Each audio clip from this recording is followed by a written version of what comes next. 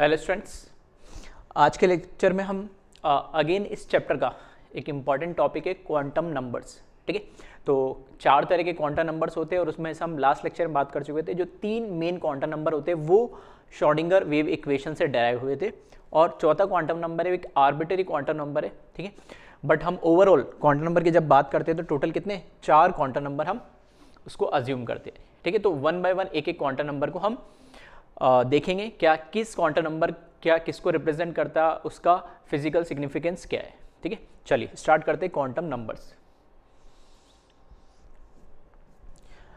अगर quantum number की मैं बात करूं तो जैसा कि हम ऑलरेडी बता चुका हूं, है ना, set of 4 numbers which gives idea about energy, shape, orientation and spin of electron in any atom are known as quantum number. देखो 4 नंबर होते हैं क्वांटम नंबर, 4 नंबर को मिला के मिलता है।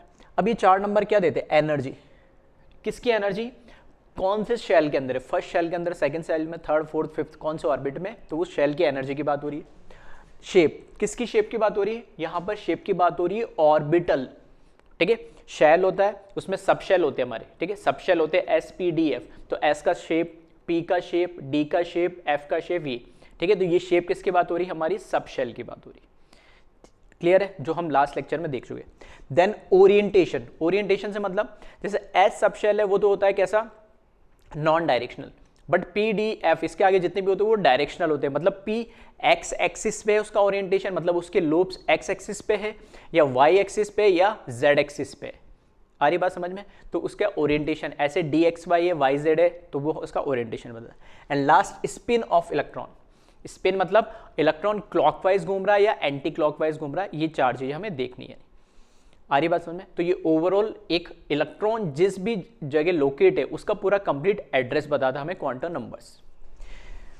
नेक्स्ट पॉइंट इसमें लिखा है, basically quantum number denotes address of electron in any atom, जो ऑलरेडी मैं बता ही चुका हूं आपको। और out of 4 quantum number only first 3 that is principal, azimuthal and magnetic quantum number derived from Schrodinger wave equation. ठीक है, तो ये बहुत कॉमन क्वेश्चन है, जनरली पूछ लिया जाता है क्या चारों क्वांटम नंबर या among 4 which 3 quantum number derived from Schrodinger wave equation. तो first 3 principal, azimuthal and magnetic. Spin quantum number ये श्रोडिंगर वेव इक्वेशन से नहीं पता लगा है। ठीक है, चलिए इसको कॉपी करें, फिर स्टार्ट करते हैं फर्स्ट प्रिंसिपल क्वांटम नंबर से। ठीक है, वीडियो पॉज करके कॉपी कर ले।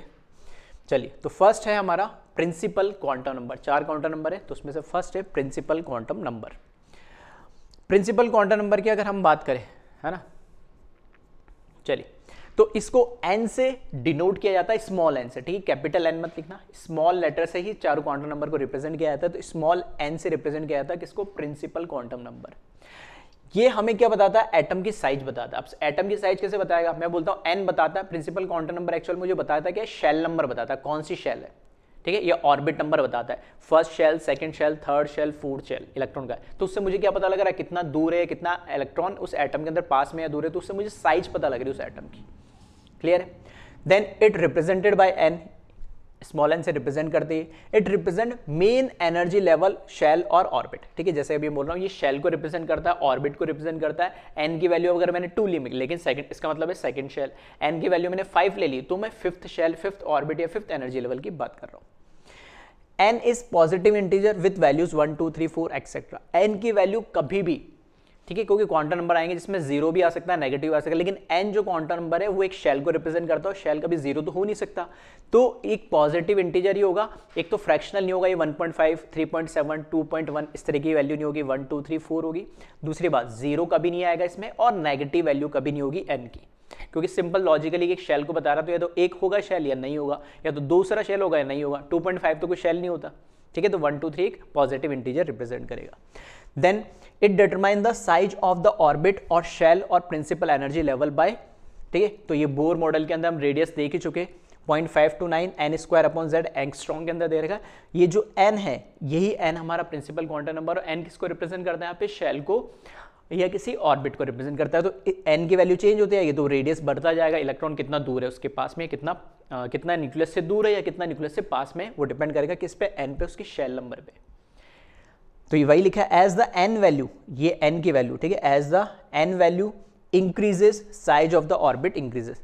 ऑब्वियस सी बात है, न्यूमरेटर में n है, n की जगह 1 रखूंगा तो ये 0.529 और जो भी z तो एटॉमिक नंबर है जो एटम के लिए फिक्स हो जाएगा। n की वैल्यू 2 रखूंगा तो 4 हो जाएगा। तो जैसे जैसे n की वैल्यू बढ़ती जाएगी रेडियस भी बढ़ती जाएगी, कोई पॉजिटिव वैल्यू है। क्लियर है? चलिए कॉपी करें इसको, वीडियो पॉज करके कॉपी करें।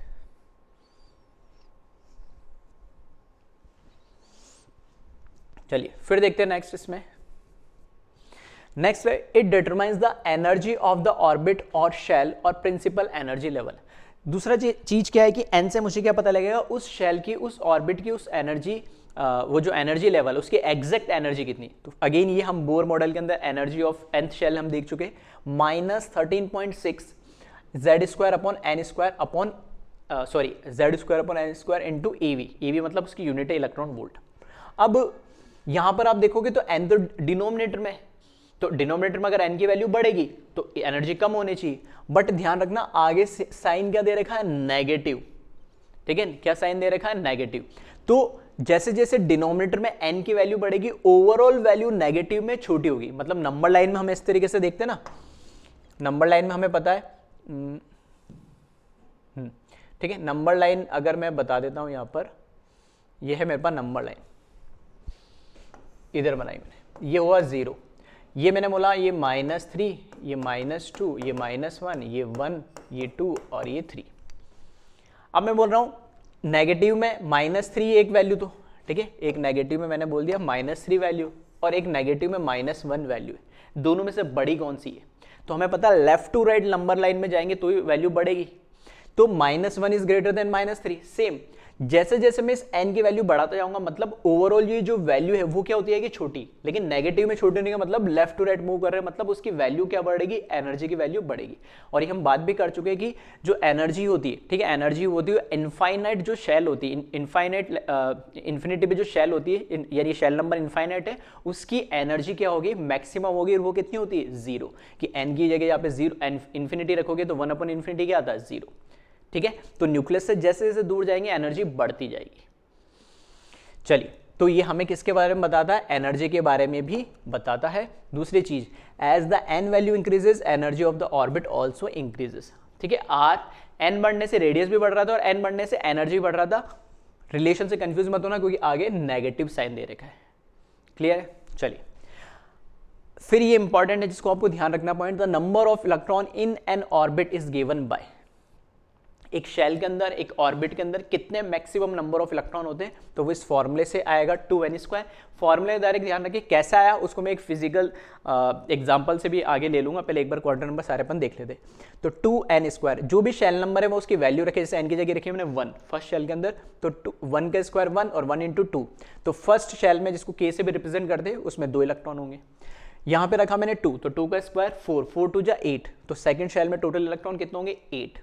3 का स्क्वायर 9, 9 2 जा 18, थर्ड शेल में 18, देन 32, 50, 17। तो 2n² से मैं बता सकता हूँ किसी भी शेल नंबर के अंदर 1 से लेके इन्फिनिटी तक कोई भी यहाँ पर n की वैल्यू रखे और उससे मुझे पता लग जाएगा कि उसके अंदर कितने नंबर ऑफ एक्चुअल इलेक्ट्रॉन होंगे एक शेल के अंदर, पूरी शेल के अंदर। ठीक है, सब शेल और उसकी बात नहीं कर रहा मैं। चलिए कॉपी करें इसको।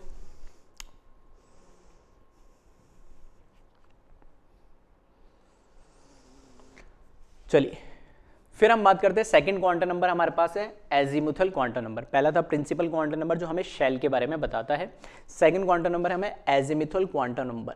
ये किसके बारे में बताता है, ये हमें शेल के बाद कौन आता है, सब शेल के बारे में बताता है, जो एसपीडी या एफ सब शेल हो गया, जीएचआई जो भी जितनी भी होती है, इनफाइनाइट सब शेल भी होती है। ठीक है, चलिए तो देखते हम azimuthal quantum number. Azimuthal quantum number की अगर हम बात करें, चलिए सबसे पहले तो इसको रिप्रेजेंट किससे किया जाता है, स्मॉल एल से। फिर से बार बार बोल रहा हूं, स्मॉल लेटर से रिप्रेजेंट किया जाता है, तो ये लिखा it is represent by small L. It is also known as, फिर से ठीक है, अलग अलग बुक्स में अलग अलग नाम इसको देखने को मिलेंगे, तो एक बार थोड़ा ध्यान रखना है। मैंने नाम इसलिए सारे लिख दिए, जनरली एजीमुथल लिखा होता है, फिर भी it is also known as orbital angular momentum quantum number. और ये ऑर्बिटल एंगुलर मोमेंटम क्यों बोला गया, उसके रीजन है, इसका यहाँ पर एक फॉर्मूला है, उसको अब देखेंगे। Orbital angular momentum quantum number भी बोला जाता है, और सब्सिडरी क्वांटम नंबर भी बोला जाता है, और सेकेंडरी क्वांटम नंबर भी बोला जाता है। ठीक है, और एजीमुथल तो हमने लिख दिया। तो टोटल कितने नाम हो गए इसके, 4। Azimuthal quantum number, subsidiary quantum number, secondary quantum number और एंगुलर मोमेंटम क्वांटम नंबर। ठीक है, orbital angular momentum quantum number. चलिए, ये जो एंगुलर मोमेंटम है इस चैप्टर में आपको थोड़ा सा परेशान करेगा। देखो, शेल का क्वांटम नंबर, या हम इसको ऐसे बोलते हैं क्वांटम नंबर ऑफ शेल, या क्वांटम नंबर एटम भी बोला जाता है, जो NH/2π होता है। ठीक है, कहाँ से? बोर मॉडल से हमने देखा था, उसने एंगुलर मोमेंटम बताया था। देन होता है एक सबशेल क्वांटम नंबर या फिर ऑर्बिटल क्वांटम नंबर, वो अभी मैं बताने वाला हूँ फॉर्मूला। ठीक है, वो होता है जो एंगुलर क्वांटम नंबर होता है वो होता है √L × L+1 × H/, ठीक है, 2π, या H क्रॉस भी बोलते हैं, अभी देखेंगे उस फार्मूला। और तीसरा एक होता है स्पिन एंगुलर मोमेंटम, तो L की जगह S आ जाता है। तो 3 तरह के एंगुलर मोमेंटम इस फार्मूले में देखने को मिलेंगे, तो उसको थोड़ा सा आप ध्यान रखना। ठीक है, एक तो ऑलरेडी हम देख चुके। नेक्स्ट पॉइंट लिखा है, it tells about the shape of orbital.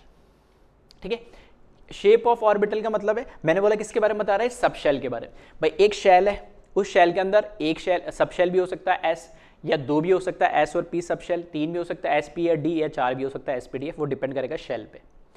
अब उसके अंदर मुझे पता लग गया कि अब सब शेल कौन सी है, S है या P है या D है। अगर मुझे पता लग गया तो मुझे पता P, अगर ये P सब शेल है तो उसका शेप क्या हो जाएगा? डम्बल। अगर इसमें मुझे पता लग गया D सब शेल है तो कैसा शेप हो जाएगा? Double dumbbell. अगर मैं बोल रहा हूँ ये अगर S सब शेल है तो इसका शेप कैसा हो जाएगा? स्फेरिकल। आ रही बात समझ? तो एक्चुअल में एजिमुथल क्वांटम नंबर मुझे क्या बताता है? शेप ऑफ ऑर्बिटल के बारे में बताता है। एस ऑर्बिटल का शेप ऑलरेडी हम पढ़ चुके हैं, कैसा होता है? स्फेरिकल, सिमेट्रिक या नॉन डायरेक्शनल भी बोलते हैं हम।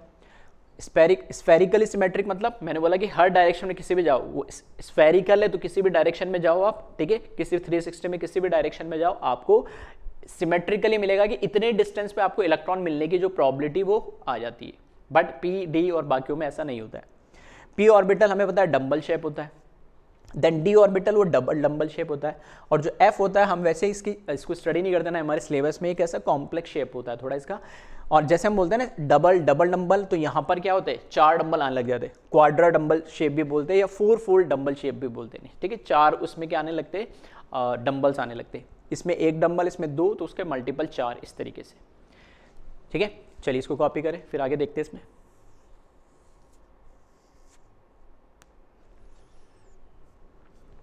चलिए नेक्स्ट पॉइंट देखिए इसमें। चलिए पहले यहां से देखते हैं, ये जो नाम दिए गए ना SPD और F और G वगैरह है ना, तो हम तो SPD ही पढ़ते हैं, F भी रेयर यूज करते हैं और G तो होता ही नहीं ना के बराबर। फिर भी GHI ऐसे मैंने बताया कि ऐसे सब शेल कितने भी हो सकते हैं जितने शेल होते हैं। तो इनके जो नाम है वो किस बेसिस पे रखे हुए हैं? तो SPD, F and G are spectroscopic terms and signify sharp. S का मतलब क्या है यहाँ पे? शार्प। P का मतलब क्या? प्रिंसिपल। D का मतलब क्या? डिफ्यूज्ड। F का मतलब क्या? फंडामेंटल। और G का मतलब क्या? Generalise respectively. तो ये जो SPDF होता है ना, किसी बच्चों को होता है कि ये नाम कैसे रखे गए, तो ये इस तरीके से स्पेक्ट्रोस्कोपिक टर्म्स है ये। ठीक है, तो इसमें S एक शार्प को रिप्रेजेंट करता, P प्रिंसिपल को, D डिफ्यूज को, इस तरीके से। ठीक है, खैर इतना इंपॉर्टेंट नहीं, लेकिन फिर भी हम इसको पढ़ रहे तो मैंने ये पॉइंट भी डाल दिया ताकि दिमाग में रहे कि हाँ ये नाम कहीं से आए। Second, the energies of various sub level या sub shell in an energy level is. अब ये जो SPDF हमारे पास जो सब शेल है ना, इन सब शेल की जो एनर्जीज है वो इसी ऑर्डर में रहती है। S से ज्यादा एनर्जी P की रहेगी, P से ज्यादा एनर्जी D की रहेगी, D से ज्यादा F की रहेगी, F से ज्यादा G की। मैं कह रहा हूं अगर एक शेल के अंदर 3 ऑर्बिटल है S, P और D, तो उसमें से मैं बोलूंगा S सबसे क्लोज होगा, उससे थोड़ा सा दूर P होगा और उससे थोड़ा दूर D होगा। तो जैसे जैसे हमें पता है शेल से दूर हम जाएंगे तो एनर्जी क्या होगी? बढ़ेगी। आ रही बात समझ में? आप इसको ऐसा समझ सकते हैं, एक शेल है पूरा, उस शेल के अंदर भी तो कोई एक 3 डायमेंशनल स्पेस रीजन ही है ना वो, तो उस रीजन के अंदर भी मैंने डिवाइड कर दिया कि S सबसे पहले होगा, उसके बाद P होगा, उसके बाद D होगा, F होगा। तो जैसे जैसे हम दूर जाते जाएंगे उस न्यूक्लियस से, जैसे जैसे हम दूर जाते जाएंगे तो उनकी एनर्जी ऑब्वियस सी बात है बढ़ेगी। तो इसी ऑर्डर में SPD, FG, इसी ऑर्डर में एनर्जी इनकी क्या होती है? बढ़ती जाती है। ठीक है, ध्यान रखना, पीरियोडिक वगैरह में और बॉन्डिंग में बहुत ये पॉइंट यूज होता है। चलिए देन अब बात करते हैं, जैसे n की तो क्या वैल्यू फिक्स हो गई है, न्यूमेरिक, इन सब क्वांटम नंबर की एक न्यूमेरिक वैल्यू होती है। जैसे n की वैल्यू तो हमने बोला शेल नंबर को बता रहा है, तो 1 2 3 4 होगी, ना फ्रैक्शन होगी, ना जीरो होगी, ना नेगेटिव। लेकिन जो L है एजिमुथल क्वांटम नंबर है, जो एक सब शेल को रिप्रेजेंट करता है, उसकी वैल्यू, अब हर एक क्वांटम नंबर की वैल्यू जिस ऑर्डर में बढ़ रहे उसी ऑर्डर में उसको याद रखिएगा। L के जैसे हमने पहले n पढ़ा, n अपने आप में इंडिपेंडेंट, n के बाद हमने L पढ़ा एजिमुथल क्वांटम नंबर, तो L जो हमारा एजिमुथल क्वांटम नंबर है उसकी न्यूमेरिक वैल्यू किस पे डिपेंड करेगी? n पे। इसके बाद हम पढ़ेंगे मैग्नेटिक क्वांटम नंबर। तो मैग्नेटिक क्वांटम नंबर की वैल्यू किस पे डिपेंड करेगी? एल पे। तो जैसे जैसे हम आगे बढ़ते हैं उसकी वैल्यू पीछे वाले पे डिपेंड करेगी।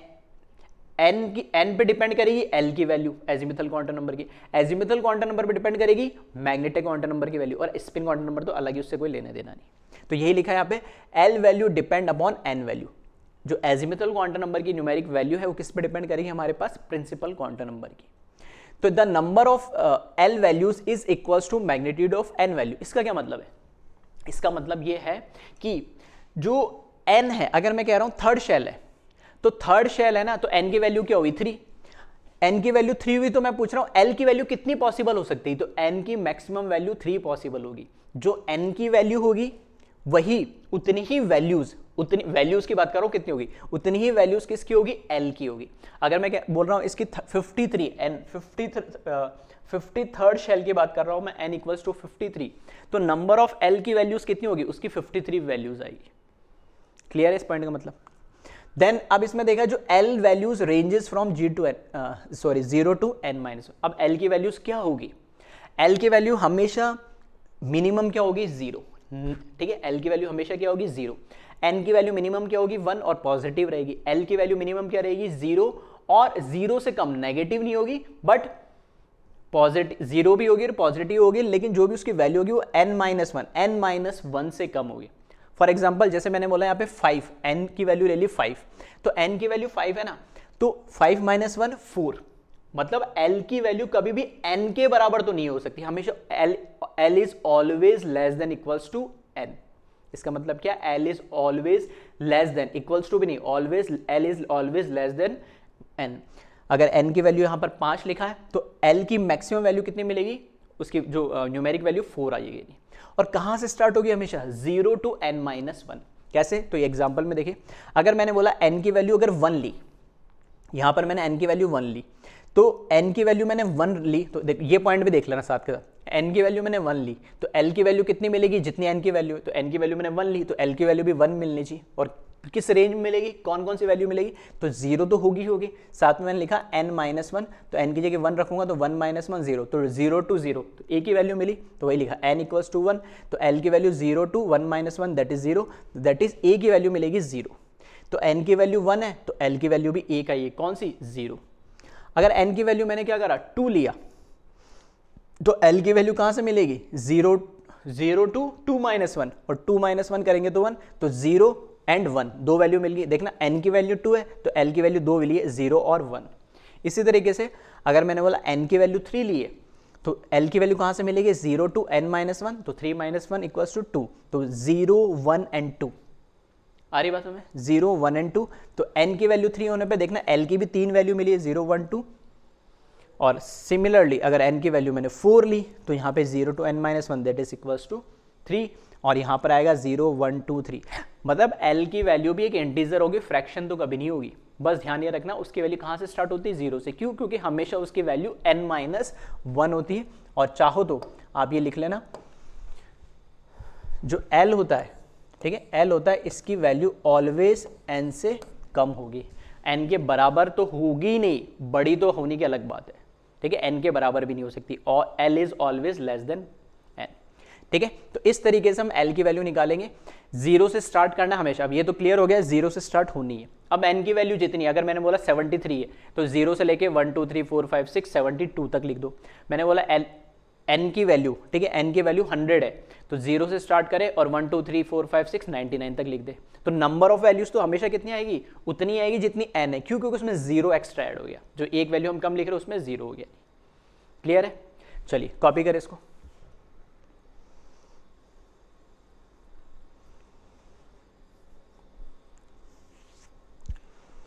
चलिए नेक्स्ट पॉइंट लिखा है इसमें।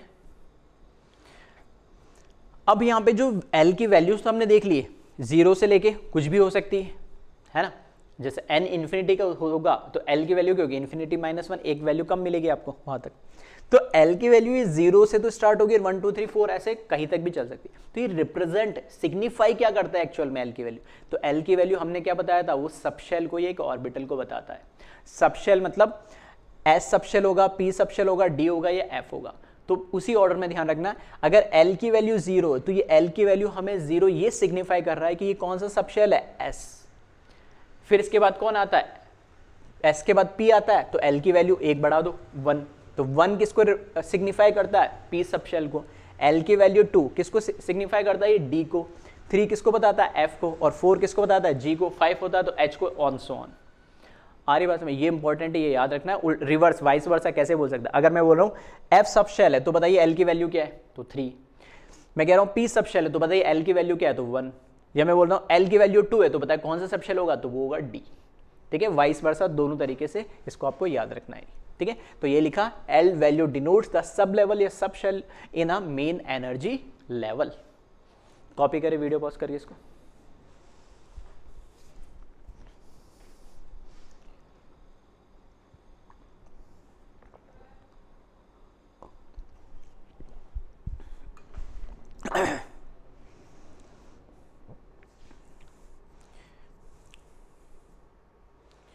चलिए चलो इसको 1 बाय 1 ही चलो देख लेते एक साथ ही।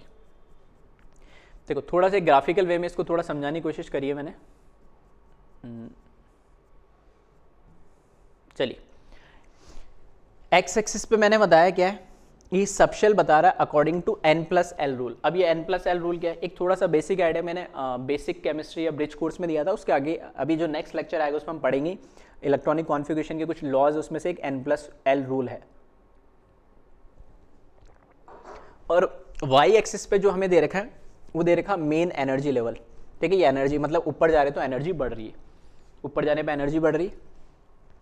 अब ये मुझे बता रहा है n=1 मतलब फर्स्ट शेल है।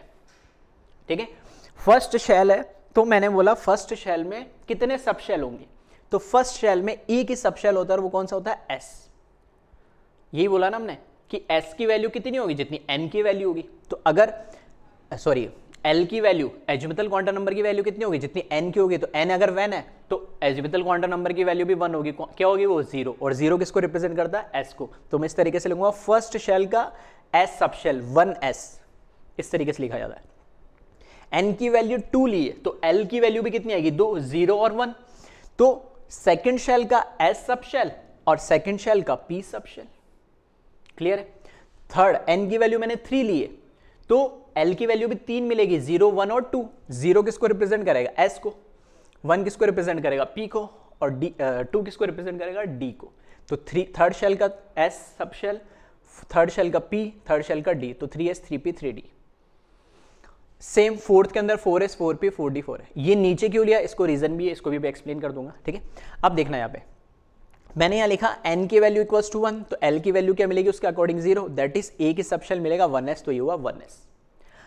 1S की एनर्जी, फर्स्ट शेल की एनर्जी सबसे कम हो गई, तो मुझे पता है फिर सेकंड की, थर्ड की, फोर्थ की, ऑन सो ऑन बढ़ जाएगी। अब उसमें भी हमने एनर्जी किसकी बात कर रहे हैं, सब शेल की। तो 1 में तो एक ही सब शेल है S, तो 1S, इसकी एनर्जी सबसे कम। सेकंड, अब इसकी एनर्जी आपको निकालनी है तो क्या करें आप, n+l रूल लगा दे। यानी ठीक है, ये एक रूल, एक लॉ है जिसको हम नेक्स्ट लेक्चर में देखेंगे। फिर भी इसको समझाने के लिए मैंने यहाँ लिख दिया। n+l का मतलब है कि n की जो भी वैल्यू वो लिखे, l की वैल्यू जो है वो भी लिखे, जिसमें n+l की वैल्यू जितनी ज्यादा होगी उसकी एनर्जी उतनी ही ज्यादा। तो यहां पर आप देखें n की वैल्यू क्या हुई 1, और यहाँ s के लिए l की वैल्यू क्या हुई 0, तो 1 + 0 1, तो इसकी वैल्यू क्या हुई 1। यहां पर देखें n की वैल्यू 2, s की वैल्यू 0, तो 2 + 0 2, तो 1 से 2 ज्यादा है तो 2 ऊपर आ गया एनर्जी लेवल में। ठीक है, 2p के लिए n की वैल्यू 2 और l की वैल्यू p के लिए क्या हो जाएगी 1, तो 2 + 1 3। तो यहां पर ये 1 है, ये 2 है, ये 3 है, तो वैल्यू बढ़ती आ रही तो ऊपर आ गया। यहां पर देखें इस तरीके से ऑन सॉन बढ़ जाएंगे। अगर किसी दो की वैल्यू सेम आ जाती है, अगर दो की वैल्यू सेम आ जाती है, फॉर एग्जांपल जैसे यहां पे देखना 2 + 1 3 है ये। ठीक है, यहां पर n+l रूल जब लगाओगे ना तो n की वैल्यू तो 2 है ही, और p के लिए l एजिमुथल क्वांटम नंबर की वैल्यू क्या होती है 1, तो ये कितनी आ जाएगी 3। सही है। यहां पर देखना n की वैल्यू 3 और s की वैल्यू क्या है, मतलब l की वैल्यू क्या है, s के लिए 0, तो ये भी 3। अब दो वैल्यू 3 आ गई तो कैसे कंपेयर करें, जब दो वैल्यू सेम आ जाए। ठीक है, जब दो वैल्यू सेम आ जाए तब आप n+l की वैल्यू अगर दो ऑर्बिटल के लिए, दो सबशेल के लिए सेम आ जाए, तब आप वो देखेंगे n की वैल्यू किसकी ज्यादा, ये भी 3 ये भी 3, तो आप कंपेयर करेंगे इससे। ठीक है, तो अब 3 बढ़ी है तो इसलिए इसकी एनर्जी भी ज्यादा होगी। ठीक है, इस तरीके से बढ़ते जाएगी। तो अब यहाँ पर आपको समझ में आ रहा होगा 4s और 3d को मैंने ऐसे क्यों लिखा है, क्यों, क्योंकि यहाँ देखना 4s के लिए जब आप लिखोगे 4 + 0, इसकी वैल्यू तो मिलेगी मेरे को 4। 3d के लिए जब आप लिखोगे 3 + l की वैल्यू d के लिए कितनी होती है 2, तो कितनी हो जाएगी 5। तो ये वैल्यू तो 4 है ना, और ये वैल्यू कितनी है 5 है, तो 4 और 5 में कंपेयर करोगे तो 5 ज़्यादा है, इसलिए 3d की एनर्जी ज़्यादा होती है, 4s की एनर्जी कम होती है। ठीक है, इस तरीके से हम n+l रूल के अकॉर्डिंग इसको पूरा ड्रॉ कर सकते हैं। क्लियर है? चलिए वीडियो पॉज करके इसको कॉपी करें।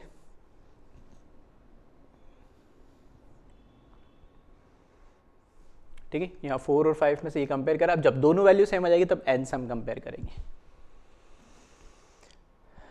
चलिए अब इसी में देखिए आगे, ठीक है, सेम n की वैल्यू जब मैंने 2 लिखा तो l की वैल्यू 2 मिलेगी, 0 और 1, तो यहाँ पर 2s और 2p, तो 2 सबशेल मिल जाएगी मेरे पास 2s 2p, तो ये 2s 2p होगी। सिमिलरली n की वैल्यू जब मैं 3 लिखूंगा तो l की वैल्यू 3 मिलेगी, 0 1 और 2, तो थर्ड शेल का s, थर्ड शेल का p, थर्ड शेल का d, 3s 3p 3d, तो 3s 3p 3d। ठीक है, सेम सिमिलरली किसके लिए हो जाएगा, ये फोर्थ के लिए हो जाएगा, वो लिखा नहीं मैंने, है ना, जगह कम थी, चाहो तो आप लिख लेना। क्लियर है? चले कॉपी करें इसको वीडियो पॉज करके।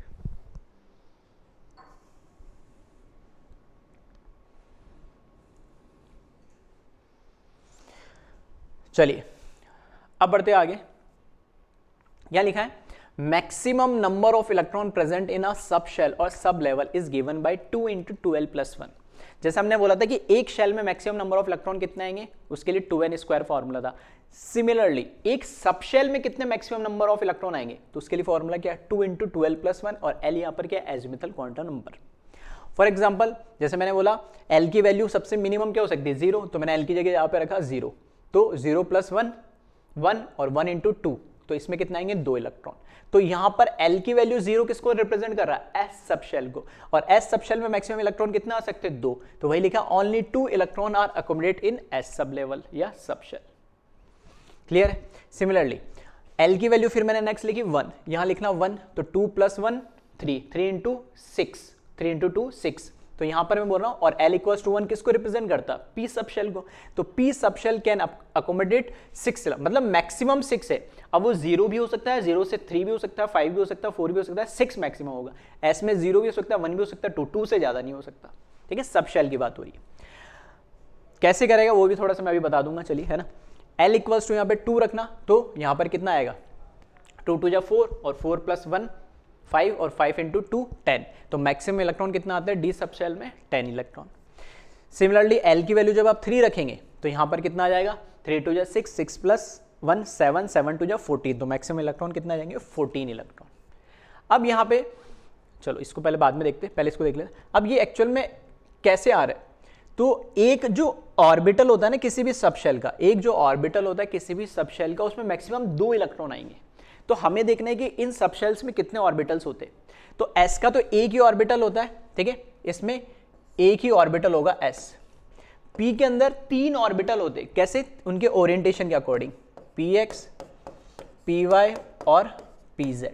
अब मैंने बोला ये एक ऑर्बिटल को रिप्रेजेंट कर रहा px, ये दूसरे को, ये तीसरे को, 3 होते हैं। तो एक में कोई सब किसी का भी ऑर्बिटल हो, s का हो, p का हो, d का हो, f g h i किसी का भी, उसमें मैक्सिमम 2 इलेक्ट्रॉन आएंगे। तो इसके अंदर s सब शेल में एक ऑर्बिटल है तो 2 ही आएंगे हमेशा। इसमें 3 होते हैं, px py pz, जो हम देख चुके हैं, तो 2 इसमें, 2 इसमें, 2 इसमें, टोटल कितने हो जाएंगे 6। इसी तरीके से हमने d के भी देखे थे, d के कितने होते हैं 5, xy yz zx x² - y² और dz², टोटल कितने ऑर्बिटल हो गए 1 2 3 4 5। एक में मैक्सिमम कितने जाएंगे इलेक्ट्रॉन 2, तो 5 में कितने हो जाएंगे मैक्सिमम 10। ऐसे f के अंदर 7 होते, देख लो 1 3 5 7, ऐसे ऑड नंबर में ऑर्बिटल्स आते एक सब शेल में। s के 1 ऑर्बिटल, p के 3 ऑर्बिटल, d के 5 ऑर्बिटल, f के 7, g के 9, इस तरीके से ऑन सो ऑन। क्लियर है? चलो इसको भी ऑर्बिटल में मैग्नेटिक क्वांटम नंबर में और देखेंगे इसको। चलिए ये तो यहाँ तक बात की एक सब शेल में मैक्सिमम इलेक्ट्रॉन कितने आ सकते हैं, उसके लिए वो डायरेक्ट फॉर्मूला या वैसे भी ध्यान रख सकते हैं। फिर वो एंगुलर मोमेंटम की जो मैं बात कर रहा था कि ऑर्बिटल एंगुलर मोमेंट आ जाए, या फिर इसी की जगह, ठीक है, इसी की जगह क्या एक टर्म और लिखा हुआ होता है, वो मैं लिख देता हूँ, ऑर्बिटल एंगुलर मोमेंट आ जाए, या इसमें इस तरीके से भी लिखा हो, सब शेल, शॉर्ट में लिख रहा हूँ AM मतलब एंगुलर मोमेंटम। दोनों केस में ऑर्बिटल एंगुलर मोमेंटम लिखा हो या सबशेल एंगुलर मोमेंटम लिखा हो, तो फॉर्मूला ये म्यू एंगुलर मोमेंटम के लिए या क्या आएगा, √L × L+1। ऑर्बिटल मतलब या तो S का होगा या P का होगा या D का होगा या F। तो ऑर्बिटल का नाम देते मैं उसकी L की वैल्यू लिख सकता हूँ, जैसे P तो L की वैल्यू क्या लिखूंगा 1, ठीक है, F है तो L की वैल्यू क्या लिखूंगा 3। और ये h/2π इस अंडर रूट से बाहर है, और इस h/2π को ऐसे भी लिखा जाता है, ठीक है, ये लिखा मैंने √L × L+1, और इसको H क्रॉस भी लिखा जाता है। H क्रॉस का मतलब क्या है, कई जगह पे, ठीक है, कुछ बुक में h/2π को एक कॉमन कांस्टेंट H क्रॉस इस तरीके से लिख दिया जाता है, ठीक है, तो कई बुक में लिखा हो तो उसके लिए परेशान मत होना, सेम ही चीज़ है, H क्रॉस बोला जाता है इसको, ठीक है, वो क्रॉस बना दिया तो H क्रॉस हो ही गया। तो h/2π लिखा हो या H क्रॉस लिखा हो, सेम ही बात है, और वो अंडर रूट से बाहर होता है, ये कहलाता है ऑर्बिटल एंगुलर मोमेंटम, ठीक है। चलिए कॉपी करें इसको।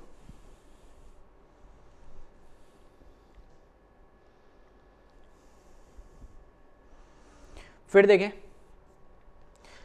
थर्ड क्वांटम नंबर है हमारा मैग्नेटिक क्वांटम नंबर। शेल पर आगे कितना दूर होगा, उस एक शेल के अंदर कौन सी सब शेल है, ASPDF।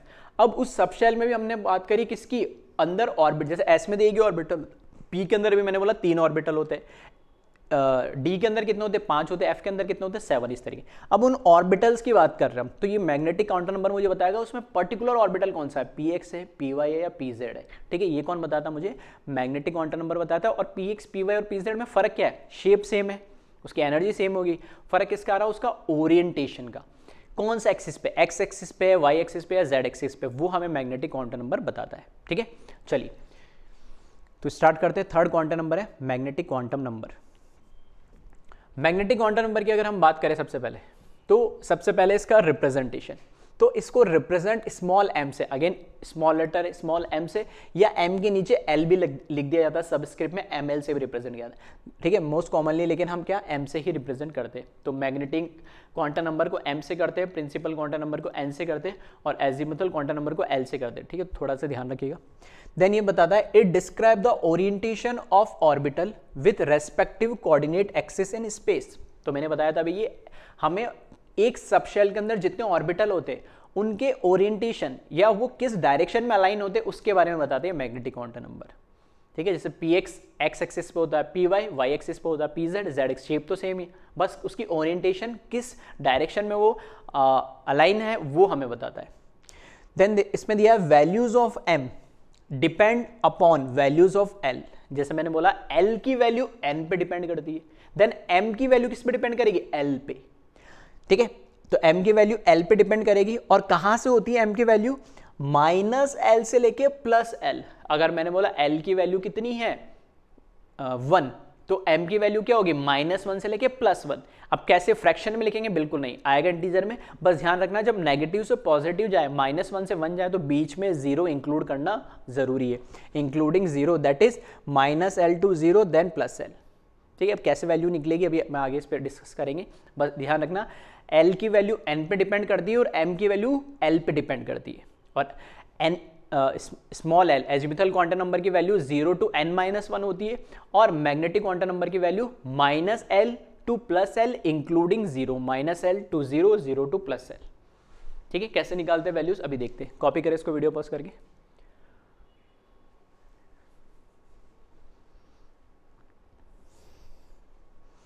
चलिए फिर यहां लिखा है the total number of m values for given l values is 2l + 1। अब m की कितनी वैल्यूज होगी, जैसे हमने बोला था l की कितनी वैल्यूज होती, तो l की सेम उतनी ही वैल्यू होगी जितनी n की वैल्यू होती है। मतलब अगर n की वैल्यू, अगर 5th शेल की बात कर रहे हैं तो l की वैल्यू भी 5 होगी, न्यूमेरिक वैल्यू 0 1 2 3 4, मतलब 0 to n-1। इसी तरीके से m की वैल्यूज कितनी होगी, तो m की वैल्यूज कितनी होगी, ट्वाइस ऑफ l, जितनी l की वैल्यूज की डबल, और उसमें 1 और ऐड कर देना। अगर मैंने बोला L की वैल्यू है 2, तो M की वैल्यू कितनी हो जाएगी, 2 × 2 4 + 1, 5 M की वैल्यू मिलेगी। और वो मैंने क्या बोला, M किसको रिप्रेजेंट करता है, ऑर्बिटल को रिप्रेजेंट करता है, तो L की वैल्यू 2, L की वैल्यू 2 मुझे क्या बता रहा है, डी ऑर्बिटल, और D orbital sorry D subshell, और डी सबशेल में कितने ऑर्बिटल होते हैं, 5, D X Y Y Z Z X X square minus Y square और डी जेड, तो 5 वैल्यूज आ गई उसके लिए। ठीक है, कैसे तो देखते हैं। तो यहाँ पर लिखा व्हेन L की value 0 then M has only 1 value minus L2 plus L। अब यहाँ पे L की जगह -0 लिखो या +0 लिखो तो 0 ही होता है, तो M की वैल्यू मिलेगी 1 तो मुझे पता है S सबशेल के अंदर एक ही ऑर्बिटल होता है S, तो इसलिए L की वैल्यू 0 है तो M की वैल्यू भी एक ही मिलेगी 0। देन अगर मैंने बोला L की वैल्यू 1 है देन M हैज 3 वैल्यूज, कौन कौन सी वैल्यू, -1 देन 0 और देन +1, 3 वैल्यूज मिलेगी M की। तो व्हेन L इक्वल्स टू 2 होगा देन M हैज 5 वैल्यूज, -2 -1 0 +1 +2। इसी तरीके से L की वैल्यू 3 होगी तो मुझे कितनी वैल्यू मिलेगी, 7, -3 -2 इस तरीके से। ठीक है, तो चाहो तो आप लिख लेना इस फॉर्मूले के अकॉर्डिंग, ये तो कैलकुलेट करके बताया इसने, और कौन कौन सी वैल्यू होगी, तो यहाँ पर M की वैल्यू A की मिलेगी 0, यहाँ M की वैल्यू मिलेगी -L मतलब -1 0 +1, यहाँ पर M की वैल्यू -2 -1 0 +1 +2, देन M की वैल्यू -3 -2 -1 0 +1 +2 और +3। ठीक है, काउंट कर लेना सभी के लिए, 1 3 5 7 वैल्यूज मिलेगी। क्लियर है, तो यहाँ पर तो बस ये फॉर्मूले को बताने के लिए कि आप L की वैल्यू रखते जाओ, M की वैल्यूज बता देगा कितनी कितनी आएगी, कौन कौन सी वैल्यू होगी, इस तरीके से आप निकाल सकते हैं। ठीक है, चलिए कॉपी करें वीडियो पॉज करके।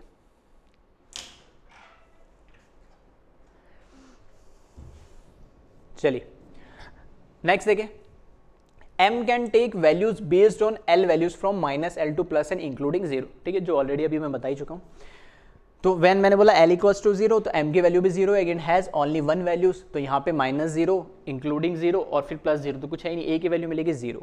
ठीक है, वो ऑलरेडी बता चुका हूँ। इसी तरीके से L इक्वल्स टू 1 लिखा तो M has 3 orientations, thus M has 3 values that is -1 0 और +1।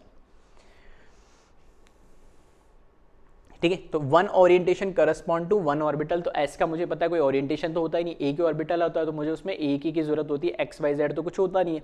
ठीक है, तो इसलिए यहाँ पर एक ही वहाँ पर ओरिएंटेशन बताया था। स्फेरिकल आप कैसे भी रख लो उसको, बट डंबल शेप है तब तो डिपेंड करता है आपने ऐसे रखा उसको, ठीक है, या ऐसे रखा या ऐसे रखा, तो उसके ओरिएंटेशन। अब जो स्फेरिकल है बॉल उसको कैसे भी घुमा लो कोई फर्क नहीं पड़ेगा, इसलिए वो एक ही ओरिएंटेशन होता है, कोई ओरिएंटेशन होता ही नहीं। हाँ, L की वैल्यू जो आपने 1 रखी तो इंडिकेट्स पी सब लेवल या P subshell as M has 3 values, they indicate 3 orbital based on orientation in 3 dimensional space that is Px Py and Pz respectively. तो यहाँ पर M इक्वल्स टू 0 पे इंडिकेट्स Pz ऑर्बिटल और M equals to +-1 indicate Px और Py। अब देखो, ये तो हमने बोला न्यूमेरिकल वैल्यू की बात कर ली कि -1 0 और +1 होगी जब L की वैल्यू क्या होगी, 1 होगी।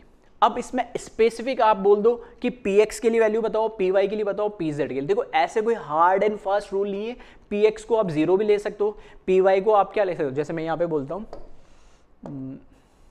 जैसे मैंने यहाँ बोला Px Py और Pz।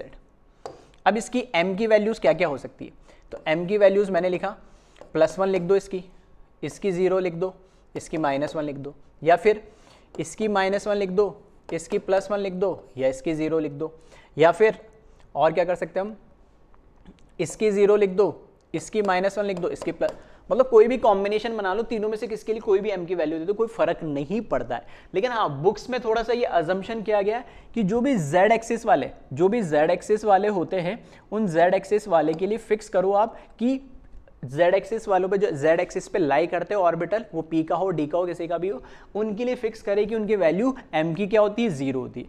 तो ये चीज़ थोड़ा सा फिक्स कर दिया अकॉर्डिंग टू बुक, बाकी वैसे उससे भी फर्क नहीं पड़ता है, किसी की भी कुछ मान लो तो ऐसा कोई फर्क नहीं पड़ता है। इसलिए इसने बोला कि जो M इक्वल्स टू 0 वो इंडिकेट किसको करता है, Pz ऑर्बिटल को, और फिर उसने फिर देखो यहाँ पे लिख दिया M इक्वल्स टू +-1, किसी को भी बोल दो, Px को +1 बोलो तो ये -1 हो जाएगा अपना, ठीक है, या फिर इसको -1 इसको +1 बोला तो ये -1 हो जाएगा, कोई फर्क नहीं पड़ता है। मतलब Px और Py में किसी को भी +1 और किसी को भी -1 बोलो, कोई फर्क नहीं पड़ता। हाँ, थोड़ा सा Pz के लिए इसने थोड़े से रिजिड बुक्स के अंदर मिल जाएगा कि वो हमेशा उसकी वैल्यू 0 ही लेते हैं। क्लियर है, तो यहां से M की वैल्यू से मैं ये भी स्पेसिफिक बता सकता हूं कि कौन सा ऑर्बिटल है, Px है, Py है या Pz है। क्लियर, चलिए कॉपी करें इसको।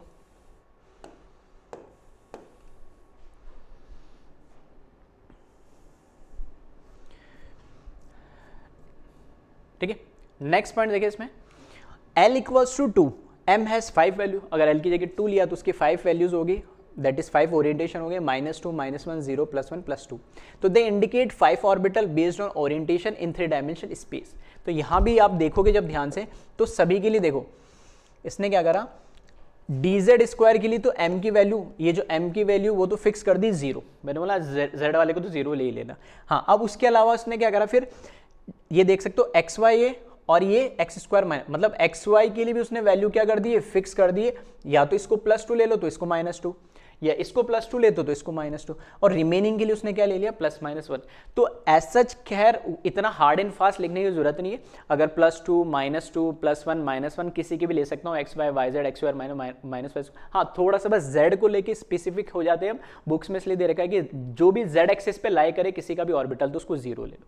हाँ, बाकी इनमें भी आप चेंज कर सकते हो, और बहुत ज़्यादा स्पेसिफाई, थोड़ी और कुछ बुक्स में स्पेसिफाई होने को बोलते हैं कि XY को +-2 ले लेना, मतलब इसको +2 लिया तो ये -2, या ये +2 लिया तो ये -2, और रिमेनिंग वाले को +-1 ले लेना, कि अगर ये +1 लिया तो ये -1, ये +1 लिया तो माइनस, इस तरीके से।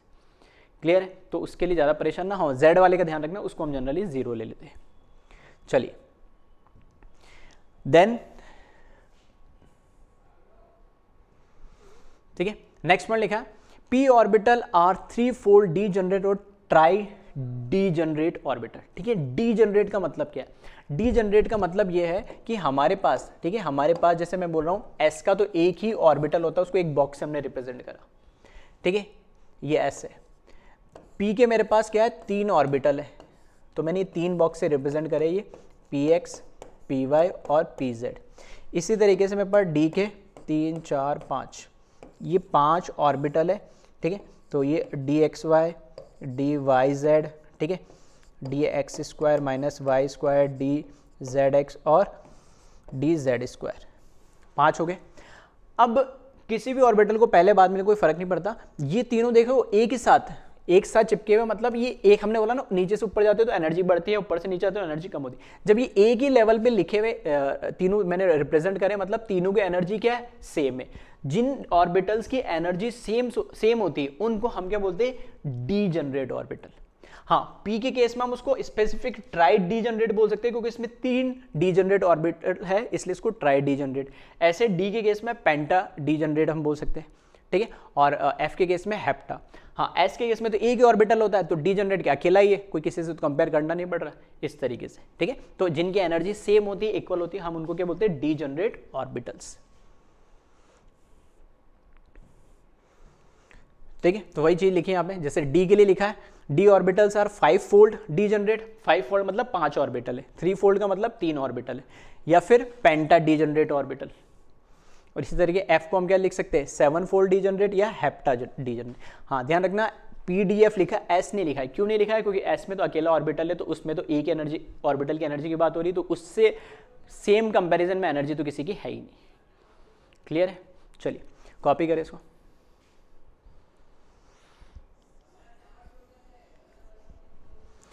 चलिए फिर बात करें हम, again total number of orbitals in energy level is given by n²। ठीक है, एक फॉर्मूला आपने ये पढ़ा है सबसे स्टार्टिंग में, 2n²। ये आपको क्या बताता है, total number of electron in a shell. इसके आगे से मैंने 2 हटा दिया तो क्या बचा, n²। तो ये क्या बता रहा है, एक शेल में टोटल नंबर ऑफ ऑर्बिटल्स कितने होंगे। ठीक है, जैसे मैंने फर्स्ट शेल में बोला सब शेल कितने होंगे, तो सब शेल उतने ही हो जितना शेल नंबर होता है।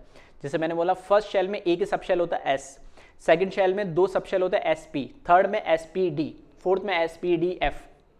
अब मैं बोल रहा हूँ कि टोटल ऑर्बिटल, मतलब s का तो एक ही ऑर्बिटल है, p के अंदर 3 ऑर्बिटल होते हैं, तो फर्स्ट शेल में एक s ऑर्बिटल, सेकेंड शेल में अगर मैं बात करूँ तो s का एक, s और p 2 सब शेल होंगे, और s का एक ऑर्बिटल, p के 3, तो 1 + 3 4 ऑर्बिटल। तो सेकंड n की जगह मैंने रखा 2, n की जगह रखा मैंने 2, तो 2 का क्या हो जाएगा, स्क्वायर तो क्या हो जाएगा 4, तो एक s और 3 p ऑर्बिटल। आ रही बात समझे? ऐसे में किसी भी शेल नंबर के अंदर टोटल नंबर ऑफ ऑर्बिटल्स कितने वो कैलकुलेट कर सकता हूँ, डायरेक्ट फॉर्मूला आगे n²। तो ये 2 क्या बताता है, ये 2 ये बताता है कि एक ऑर्बिटल के अंदर मैक्सिमम 2 इलेक्ट्रॉन आते हैं। तो जितने नंबर ऑफ ऑर्बिटल्स होंगे उसको 2 से मल्टीप्लाई कर दो तो टोटल इलेक्ट्रॉन्स आ जाएंगे। वही से तो फॉर्मूला है, 2n² total number of electron बता रहा है और n² क्या बता रहा है, टोटल नंबर ऑफ ऑर्बिटल, और एक ऑर्बिटल में मैक्सिमम 2 इलेक्ट्रॉन आ सकते हैं तो उसको 2 से मल्टीप्लाई कर दो, सिंपल। ठीक है, चलिए तो यहां पर यही लिखा है n की वैल्यू अगर मैंने 1 ली then only 1 orbital, that is कौन सा है, वो 1s, और एक ऑर्बिटल में कितने इलेक्ट्रॉन आएंगे, 2, तो 2 हो ही जाएगा।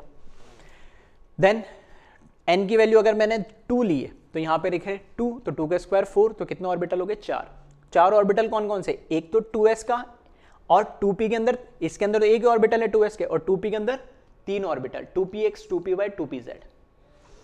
n की वैल्यू मैंने 3 लिखी तो टोटल 9 ऑर्बिटल हो जाएंगे। 9 कौन से, 3s 3p और 3d।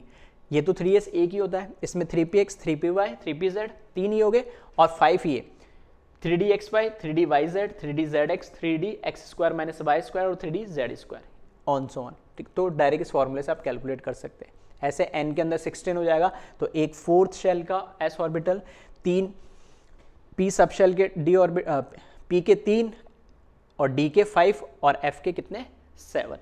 ठीक है, तो फिजिकली भी समझा दिया और डायरेक्ट फॉर्मूले से भी आप कैलकुलेट कर सकते हैं। चलो इसको थोड़ा सा और सिंप्लीफाई में समझा देता हूँ, है ना। एक बार देखो, ये मैं बना रहा हूँ यहाँ पे न्यूक्लियस, इसके बाद ये शेल। ठीक है, चलो वैसे 4 तक ही देख लेते हैं, 4 में समझ में। ये बता रहा है मुझे शेल नंबर, ये बता रहा है मुझे क्या, शेल नंबर। ये है n = 1, n = 2, n = 3, ये 4 शेल है। अब मैंने बोला पहले शेल के अंदर कितनी सब शेल होगी, पहले शेल के अंदर मेरे पास, पहले शेल के अंदर कितनी सब शेल होगी, एक ही होगी, जो उसका शेल नंबर है। ठीक है, जब फर्स्ट शेल नंबर है तो इसके अंदर एक ही सब शेल होगी, कौन सी, s। दूसरी शेल के अंदर कितनी सब शेल होगी, तो s और, ठीक है थोड़ा देखिए आपको, इस हिसाब से लिखते हैं, चलो इससे लिख देते हैं।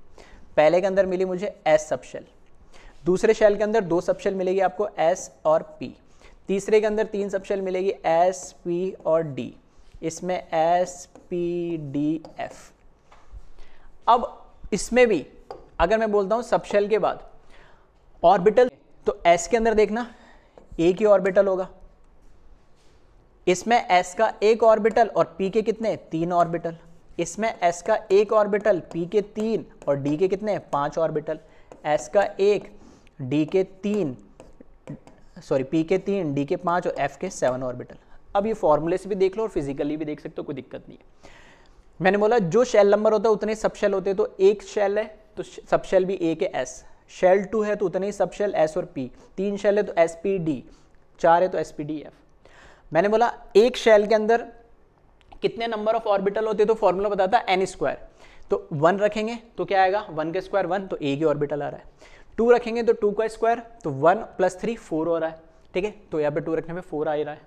यहाँ पे जब 3 रखेंगे तो क्या आएगा, 9, तो देख लेना 1 और 3 4 और 5 9। ठीक है, इस तरीके से काउंट करोगे तो 16। अच्छा, इसमें इलेक्ट्रॉन्स भी गिनना चाहो तो आप, एक शेल के अंदर कितने, एक ऑर्बिटल में कितने इलेक्ट्रॉन आते हैं, एक ऑर्बिटल के अंदर इलेक्ट्रॉन आते हैं 2, तो देखना 2 इलेक्ट्रॉन इसके अंदर आएंगे मैक्सिमम, 2 इधर आएंगे और 6 मैक्सिमम इसमें आएंगे, 2 इसमें आएंगे, 6 मैक्सिमम इसमें, 10 इसमें, 2 6 10 14, तो इलेक्ट्रॉन भी आप काउंट कर ले 2n² से। ठीक है, तो ये फॉर्मूले से आप डायरेक्ट करो या इस तरीके से समझ के करो, वो आपकी इच्छा है, कैसे भी कर सकते हो। क्लियर है, चलिए कॉपी करें इसको।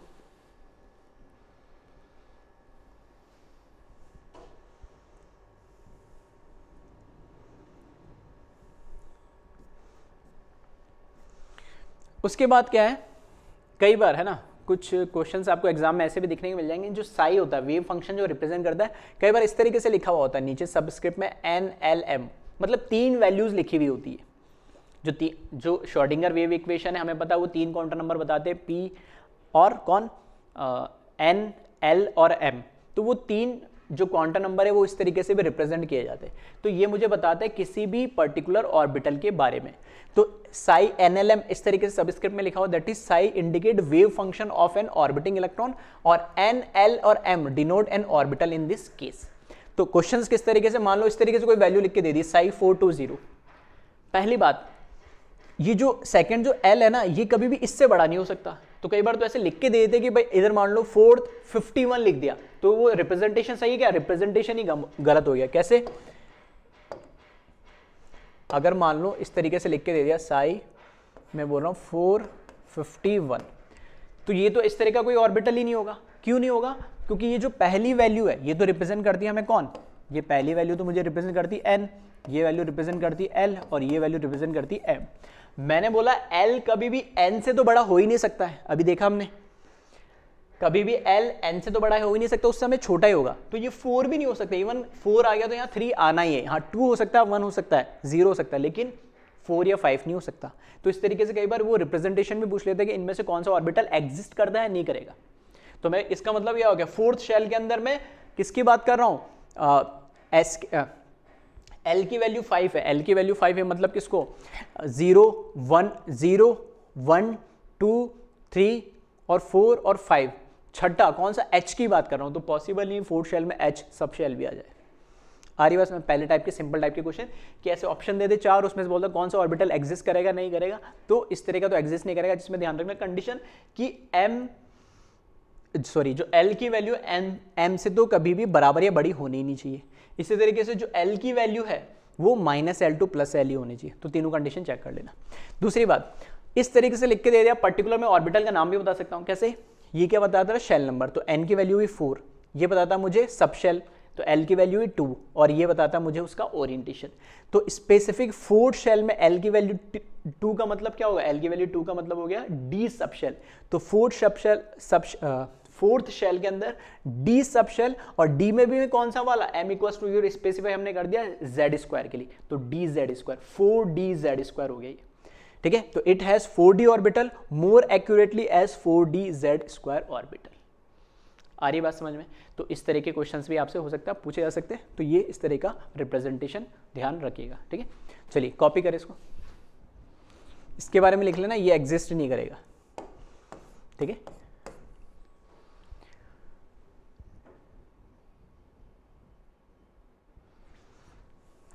चलिए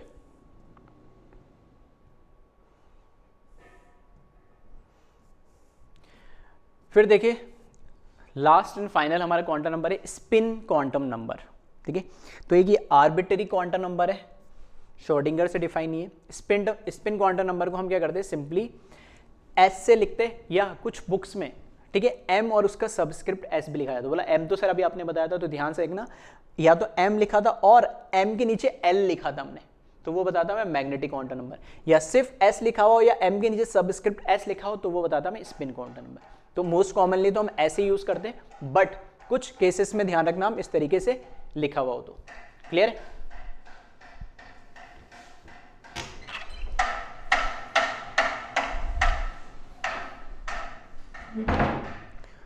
ठीक है, थोड़ा सा हो सकता है डिस्टर्बेंस आया ना, आवाज आ रही है पीछे से, नॉइस। चलिए, तो इसमें देखें, इट रिप्रेजेंटेड बाय एस। ठीक है, स्मॉल एस से रिप्रेजेंट करते हैं generally. Electron spin around its own axis by revolving around the nucleus of an atom. अब ये स्पिन क्वांटम नंबर हमें क्या बताता है? जैसे न्यूक्लियस के अराउंड हम बोलते क्या है? शेल होती है, उसमें इलेक्ट्रॉन घूमता है, और वो जो इलेक्ट्रॉन घूम रहा है ना, वो अपनी एक्सिस पे भी घूमता हुआ जाता है ऐसे। अब दो पॉसिबिलिटी एक्सिस पे, या तो ऐसे घूमे या फिर ऐसे घूमे। ठीक है, यानी मैं ऐसा बोल दूं आपको, या तो ऐसे घूमे क्लॉकवाइज, ठीक है, या फिर दूसरी पॉसिबिलिटी ऐसे एंटी क्लॉकवाइज। ठीक है, तो वो क्लॉकवाइज घूम रहा है या एंटी क्लॉकवाइज घूम रहा है, वो स्पिन क्वांटम नंबर हमें बताता है।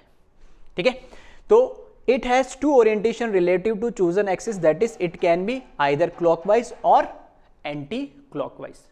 चलिए कॉपी करें इसको।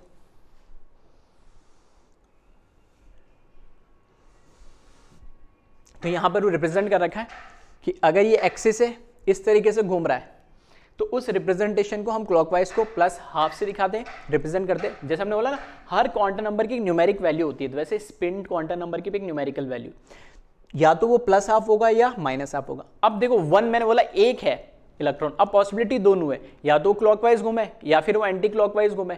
तो मैंने बोला अगर एक क्लॉकवाइज घूम रहा है या फिर एंटी क्लॉकवाइज, तो पॉसिबिलिटी 2 हो गई, तो या तो मैं उसको +½ ले लूँ या -½ ले लूँ। ठीक है, तो ये मैं बोल सकता हूँ इस तरीके से रिप्रेजेंटेशन है, बस वो बता रहा है ये कि क्लॉकवाइज घूमेगा या एंटी क्लॉकवाइज घूमेगा। अब दूसरी सबसे इंपॉर्टेंट बात, क्या प्लस हाफ या पॉजिटिव लगा दिया तो क्या हमेशा क्लॉकवाइज को रिप्रेजेंट करेगा? बिल्कुल नहीं। एक बार इस तरीके का क्वेश्चन भी कंपटीशन एग्जाम में आईआईटी या नीट में पूछा गया है कि प्लस हाफ का मतलब क्या यही है कि वो क्लॉकवाइज घूमेगा, या माइनस हाफ का मतलब यही है कि एंटी क्लॉकवाइज घूमेगा? नहीं, एक आर्बिटरी है, कुछ भी अज्यूम कर लो। अगर मैंने मान लिया माइनस हाफ का मतलब है कि वो क्लॉकवाइज घूम रहा है, तो अपने आप एक ऑर्बिटल में 2 इलेक्ट्रॉन होते हैं, तो एक क्लॉकवाइज घूम रहा होगा तो दूसरा इलेक्ट्रॉन अपने आप एंटी क्लॉकवाइज घूम रहा होगा। अब ये एक ऑर्बिटल में 2 इलेक्ट्रॉन और क्लॉकवाइज एंटी क्लॉकवाइज क्या है वो अभी देखते हैं, अब समझ में आएगा। पहले की बात तो ये कि फिक्स नहीं है कि प्लस हाफ क्लॉकवाइज ही रिप्रेजेंट करेगा या माइनस हाफ एंटी क्लॉकवाइज ही करेगा, वो आपका अजम्पशन है। अगर आपने माइनस हाफ को क्लॉकवाइज मान लिया तो अपने आप प्लस हाफ एंटी क्लॉकवाइज हो जाएगा। क्लियर है? चलिए देन इसमें आगे हम बात करें। चलिए, तो जैसे मैंने बोला था एंगुलर मोमेंटम, 3 तरह के एंगुलर मोमेंटम देखेंगे हम। एक शेल का एंगुलर मोमेंटम NH/2π, दूसरा हमने बात करा ऑर्बिटल या सब शेल का angular momentum √L × L+1 × H/2π या H क्रॉस। उसी तरीके से होता है स्पिन एंगुलर मोमेंटम। ठीक है, क्या होता है? Spin angular momentum. और जो स्पिन एंगुलर मोमेंटम है सेम फॉर्मूला होता है इसका, तो ध्यान रखना ये स्पिन, ठीक है, शॉर्ट में लिख रहा हूं angular momentum, same √S+1 × H/2π या फिर √S × S+1 × H क्रॉस। तो H/2π की जगह आप H क्रॉस भी लिख सकते हैं। अब ये जहां पे ध्यान रखना है कि जैसे वहां L की वैल्यू तो कुछ भी हो सकती थी, 0 भी हो सकती है, 1 भी हो सकती है, 2 भी हो सकती है, 3 भी हो सकती है, कुछ भी हो सकती है, वो डिपेंड करेगा किस पे? सब शेल पे। बट S की वैल्यू, ठीक है, ध्यान रखना, स्पेसिफिक नोट के फॉर्म में लिख रहा हूं यहां पे, ध्यान रखना S की वैल्यू ऑलवेज, क्योंकि 2 पॉसिबिलिटी है ना इसमें। 2 पॉसिबिलिटी क्या है कि 2 पॉसिबिलिटी ये है कि या तो प्लस हाफ ले लो या माइनस हाफ ले लो। बट जब आप एंगुलर मोमेंटम लेंगे तो स्पेसिफिक हो गया कि उसकी वैल्यू हमेशा आपको प्लस हाफ ही लेनी है, माइनस हाफ नहीं लेनी है। क्यों? अब मैथमेटिकली अगर हम बात करें तो अगर मान लो मैंने यहाँ माइनस हाफ लिया, ठीक है, तो 1 माइनस हाफ कितना होगा? प्लस हाफ, और बाहर क्या हो गया? माइनस हाफ, तो -1/4। अंडर रूट में नेगेटिव कैसा हो गया? एक इमेजिनरी नंबर हो जाएगा, अनडिफाइंड फॉर्म में आ जाएगा। इसलिए हमेशा जब भी spin quantum number, spin angular momentum की वो बात करें तो हमेशा S की वैल्यू पॉजिटिव ही लेनी, नेगेटिव नहीं लेनी है, प्लस हाफ ही लेना, माइनस हाफ कभी नहीं लेना है। आ रही बात समझ में? तो वो डिफाइन नहीं हो पाएगा। अब मुझे बोलो कि फर्स्ट शेल का S ऑर्बिटल का इलेक्ट्रॉन है, उसका स्पिन एंगुलर मोमेंटम निकालो।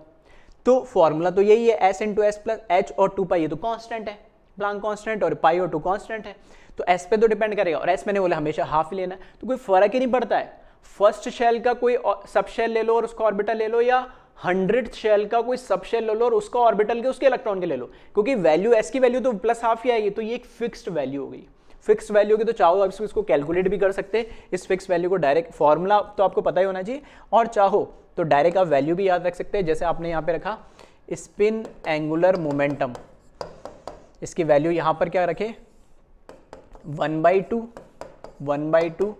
+1, और यहाँ पे लिख दिया मैंने H क्रॉस। इसको सॉल्व कर ले तो ये कितना आ जाएगा? 3/2 हो जाएगा, ठीक है, एलसीएम लेंगे तो ये हो जाएगा 3/2 और ये हो जाएगा 3/4। मतलब इसकी वैल्यू क्या हो जाएगी? √3/4 या फिर √3/2 H क्रॉस। ये स्पिन एंगुलर मोमेंटम की एक कांस्टेंट वैल्यू है जो हमेशा फिक्स्ड रहेगी, फर्क ही नहीं पड़ेगा कि जैसे जो है ना हमारा ऑर्बिटल या सबशेल एंगुलर मोमेंटम, उसमें तो L की वैल्यू पे डिपेंड करेगा, उसकी वैल्यू चेंज होती रहेगी। बट स्पिन एंगुलर मोमेंटम हमेशा ऑलवेज √3/2 H/2π या H क्रॉस रहेगा। क्यों? क्योंकि किसी भी सबशेल का, किसी भी शेल का, किसी भी ऑर्बिटल का कोई भी इलेक्ट्रॉन, उसकी वैल्यू आपको लेनी क्या हमेशा? प्लस हाफ, और ये प्लस हाफ लेंगे तो ये वैल्यू फिर फिक्स हो जाएगी √3/2 H क्रॉस। क्लियर है? चले, उसके बाद दूसरा होता है, ये इंपॉर्टेंट फॉर्मूला है, ये तो पूरा आपकी इनऑर्गेनिक केमिस्ट्री में ये फॉर्मूला पूरा चलता रहेगा, ठीक है। क्या लिखा है? Spin of an electron produce an angular momentum equals to mu s given by. तो अगर आपको स्पिन एंगुलर मोमेंटम पूछा गया, ठीक है, सॉरी दोनों मैंने सेम ही चीज लिख दी यहाँ पे,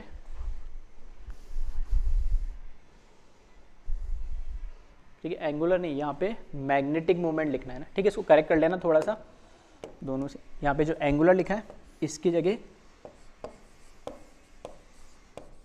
मैग्नेटिक लिखना है, ठीक है, थोड़ा सा करेक्शन कर लेना। Spin of electron produce N magnetic, spin magnetic moment बोलते हैं इसको, ठीक है, मैग्नेटिक मोमेंट, ठीक है, ठीक है, एंगुलर मोमेंट तो ये हो गया स्पिन मैग्नेटिक। ये फॉर्मूला इंपॉर्टेंट है, ये आपको, ठीक है, इनऑर्गेनिक में काफी यूज होगा। एन यहाँ पर क्या फॉर्मूला क्या है, under root n into n plus two B M. B M का मतलब होता है बोर मैग्नेट्रॉन, इसकी यूनिट होती है, ठीक है, इनऑर्गेनिक में और थोड़ा देखेंगे, बोर मैग्नेट्रॉन इसकी यूनिट होती है। और एन यहाँ पे क्या रिप्रेजेंट करता है, नंबर ऑफ अनपेयर्ड इलेक्ट्रॉन।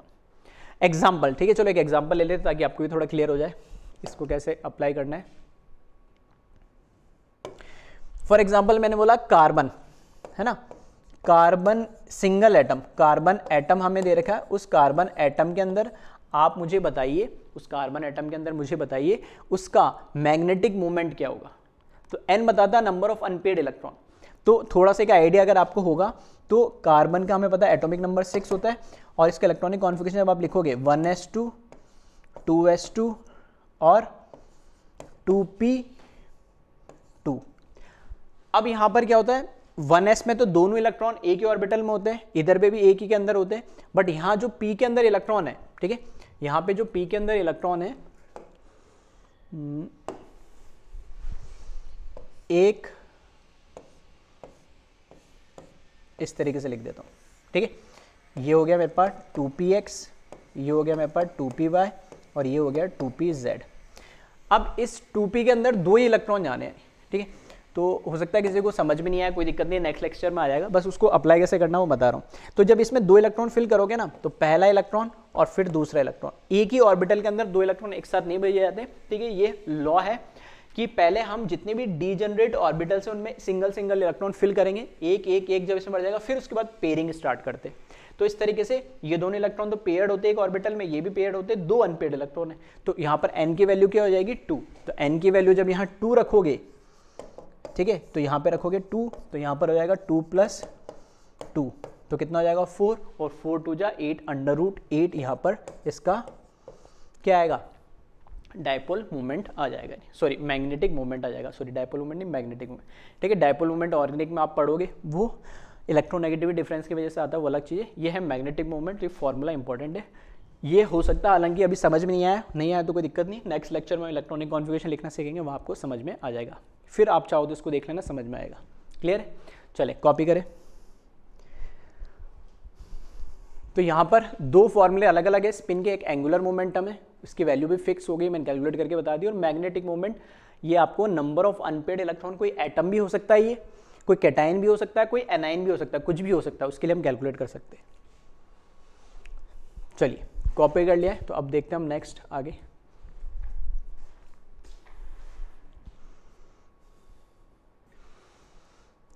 ठीक है, तो नेक्स्ट पॉइंट लिखा है इसमें, two electrons that have different ms value are said to possess opposite spin. मतलब एक की प्लस हाफ एक की माइनस हाफ है, मतलब मैं क्या बोलूंगा, उन दोनों इलेक्ट्रॉन्स की स्पिन अलग अलग है, मतलब एक क्लॉकवाइज घूम रहा होगा, एक एंटी क्लॉकवाइज, वो दोनों में से कोई भी हो सकता है। An orbital can not accommodate more than two electrons, to account for the stability of two electron in an orbital should possess opposite spins, that is paired up spin और एंटी पैरेलल स्पिन। देखो इसमें ये चीज मैं भी बोल चुका हूं और यहां ये बताई गई है कि एक ऑर्बिटल में मैक्सिमम कितने इलेक्ट्रॉन आएंगे, 2। अब एक ऑर्बिटल में 2 इलेक्ट्रॉन मैक्सिमम आ सकते हैं, और एक ऑर्बिटल में 2 इलेक्ट्रॉन रह कैसे रह सकते हैं, क्योंकि दोनों इलेक्ट्रॉन का चार्ज, तो इलेक्ट्रॉन का चार्ज क्या होता है, नेगेटिव, तो 2 नेगेटिवली चार्ज पार्टिकल एक साथ कैसे रह सकते हैं। तो उसके लिए बोला गया है कि इनकी जो स्पिन होती है ना, ये उसको स्टेबल बनाती है, कि इसने बोला है कि दोनों की स्पिन, अगर एक क्लॉकवाइज घूम रहा है तो दोनों दूसरा अपने आप एंटी क्लॉकवाइज घूमना चाहिए, या पहला एंटी क्लॉकवाइज घूम रहा है या पहला क्लॉकवाइज घूम रहा है तो दूसरा एंटी, मतलब दोनों की स्पिन अलग अलग होनी चाहिए। ये इनकी स्टेबिलिटी को बढ़ाता है दोनों को एक साथ रहने के लिए। कैसे, तो वही हमें समझना है, वो अभी हम बात करते हैं। ठीक है, तो पहली चीज उसने बोला है कि एक ऑर्बिटल के अंदर मैक्सिमम 2 इलेक्ट्रॉन रह सकते हैं और दोनों इलेक्ट्रॉन की जो स्पिन होगी, मतलब रोटेशन, जो ओरिएंटेशन होगा उनका हमेशा अपोजिट होगा, क्लॉकवाइज और एंटी क्लॉकवाइज। और जो अपोजिट स्पिन होता है उनको हम क्या बोलते हैं, एंटी पैरेलल स्पिन बोलते हैं या फिर पेयर्ड अप स्पिन भी बोलते हैं। पैरेलल स्पिन का मतलब होता है सेम क्लॉकवाइज क्लॉकवाइज, और एंटी पैरेलल का है क्लॉकवाइज और एंटी क्लॉकवाइज, या फिर कई बार पेयर्ड अप। पेयर्ड अप मतलब दोनों पेयर्ड अप होकर रह सकते हैं, कब, जब एक क्लॉकवाइज हो गई एक एंटी क्लॉकवाइज हो गई। ठीक है, तो अलग अलग टर्मोलॉजी है, थोड़ा सा ध्यान रखिएगा। चलिए, अब ऐसा क्यों होता है तो उसकी हम बात कर लेते हैं। तो पहले तो यहाँ पर ये बताया गया, जैसे ये देखोगे इसमें इस तरीके से एक इलेक्ट्रॉन को रिप्रेजेंट किया था, जैसा अभी मैंने बताया था, एरो लगाया, मतलब इसका मुंह ऊपर की साइड है, दूसरा इलेक्ट्रॉन रखा मैंने, उसका मुंह नीचे की साइड, मतलब एक मैंने ऊपर एक नीचे, तो ऐसे मान लिया एक क्लॉकवाइज है एक एंटी क्लॉकवाइज, किसी को भी कुछ मान लो।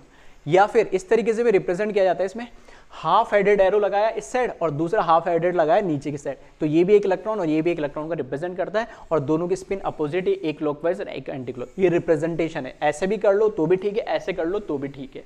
देन ये कहलाता है पेयर्ड अप स्पिन और एंटी पैरेलल। एंटी पैरेलल मतलब इसका मुंह इधर है, इसका मुंह इधर है, मतलब एक क्लॉकवाइज है तो एक एंटी क्लॉकवाइज, सेम इसका मुंह इधर है, इसका मुंह इधर है, मतलब एक क्लॉकवाइज है तो एक एंटी क्लॉकवाइज, जिसको एंटी पैरेलल या फिर पेयर्ड अप स्पिन भी बोलते हैं।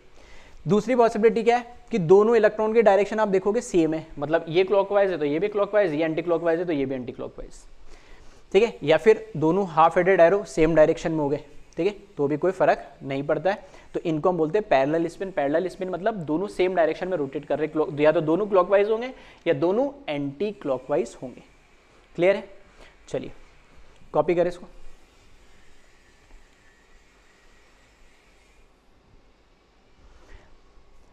चलो, ये तो है रिप्रेजेंटेशन। अब हम बात करते हैं इसमें कि ये ऐसा होता क्यों है। देखो, मैंने मान लिया जैसे यहां पर ये जो दे रखा है ना इन्होंने, यहां पर इन्होंने जो दे रखा है क्लॉकवाइज बोल दिया और उसको प्लस हाफ मान लिया। फिर से कह रहा हूं, क्लॉकवाइज का मतलब प्लस हाफ कभी नहीं होता, वो आपके अजम्पशन पे माइनस हाफ भी ले सकते। अब क्लॉकवाइज मान लिया मतलब कैसे घूम रहा होगा, ऐसे घूम रहा होगा, इस साइड डायरेक्शन होगी, ये क्लॉकवाइज। ठीक है, अब ये एक इलेक्ट्रॉन है और इलेक्ट्रॉन जब रोटेट करता है, जब इलेक्ट्रॉन रिवॉल्व करेगा तो ये एक क्या बिहेव करेगा, एक मैग्नेटिक फील्ड क्या करेगा, जनरेट करेगा। अब मैग्नेटिक फील्ड जनरेट करेगा तो उसके दो पोल्स तो होंगे, नॉर्थ और साउथ। तो जब ये क्लॉकवाइज घूम रहा है ना, तो नॉर्थ पोल इधर आ जाता है और साउथ पोल नीचे आ जाता है। तो ये एरो इस तरीके से दिखाया है, ये नॉर्थ पोल और ये साउथ पोल। तो ये इलेक्ट्रॉन जब एक रिवॉल्व करता है, रिवॉल्व करने पे मैग्नेटिक फील्ड प्रोड्यूस करता है, और मैग्नेटिक फील्ड प्रोड्यूस करने पे उसमें पोल्स डेवलप हो जाते हैं, नॉर्थ पोल और साउथ पोल। मतलब हम ऐसा बोल सकते हैं कि इलेक्ट्रॉन एक छोटे बार मैग्नेट के जैसे बिहेव कर सकता है। ठीक है, तो 9-10 में आपने पढ़ा होगा बार मैग्नेट, तो उसके छोटे नॉर्थ साउथ पोल होते हैं। तो ऐसे ही कि रिवॉल्विंग इलेक्ट्रॉन भी एक बार मैग्नेट जैसे बिहेव करता है, तो उसका ही नॉर्थ पोल इधर और साउथ पोल इधर आया। ये जब क्लॉकवाइज घूम रहा है। अब एंटी क्लॉकवाइज कब, ऐसे घूम रहा होगा, तो एंटी क्लॉकवाइज ऐसे घूम रहा होगा, तो एंटी क्लॉकवाइज घूम रहा है तो अब नॉर्थ पोल नीचे आ जाएगा और साउथ पोल ऊपर आ जाएगा। ठीक है, तो ये एंटी क्लॉकवाइज हो गया, जिसका माइनस हाफ स्पिन मान लिया, तो ये नॉर्थ पोल इधर आ गया, साउथ पोल इधर आ गया। तो अगर एक ऑर्बिटल के अंदर, अब जैसे मैं यहाँ पे रिप्रेजेंट कर रहा हूँ कि यहाँ पर ये मेरे पास एक ऑर्बिटल है, ठीक है, एक डब्बे से रिप्रेजेंट करा, उस एक ऑर्बिटल में एक की स्पिन इधर है और एक की स्पिन इधर है। अब ये दोनों नेगेटिवली चार्ज है, एक साथ स्टेबल कैसे है, तो एक जब क्लॉकवाइज घूम रहा है तो उसका नॉर्थ पोल ऊपर है, साउथ पोल नीचे, मतलब एक ये बार मैग्नेट जैसे हो गया, जिसका नॉर्थ ऊपर साउथ नीचे। और दूसरा एंटी क्लॉकवाइज घूम रहा है तो उसका नॉर्थ नीचे साउथ ऊपर है, तो एक का नॉर्थ इधर, एक का साउथ इधर, एक का साउथ इधर, एक का नॉर्थ इधर। तो ये दोनों एक दूसरे को अट्रैक्ट करेंगे, स्टेबलाइज करेंगे। इसलिए दो इलेक्ट्रॉन जिन पे सेम चार्ज होता है, नेगेटिव चार्ज होता है, उसके बाद भी एक ऑर्बिटल में एक साथ रहते हैं, क्योंकि वो स्टेबल होते हैं due to formation of magnetic field. They behave as a small bar magnet. आई बात समझ में? ठीक है, तो इसलिए एक ऑर्बिटल में मैक्सिमम 2 इलेक्ट्रॉन रह सकते हैं और दोनों स्टेबलाइज होते हैं। और यही रीजन है कि दोनों का स्पिन अपोजिट होना चाहिए, एक क्लॉकवाइज और एक एंटी क्लॉकवाइज होना ही चाहिए, तभी स्टेबल होंगे। दोनों क्लॉकवाइज होंगे तो नॉर्थ साउथ ऐसा हो जाएगा, तो वो दोनों रिपेल करेंगे, एक साथ नहीं रह सकते। ठीक है, तो वही लिखा, the magnetic movement in atom is due to spin of an electron. तो इलेक्ट्रॉन की स्पिन की वजह से मैग्नेटिक मूवमेंट आता है। Unpaired electron cancel the magnetic movement and develop mutual magnetic attraction. Paired मतलब एंटी पैरेलल जो electrons होते हैं, अपोजिट स्पिन की वजह से एक दूसरे को क्या करेंगे, मैग्नेटिकली अट्रैक्ट करेंगे और वो स्टेबलाइज करेंगे। चलिए, क्लियर है? तो कॉपी करें इसको।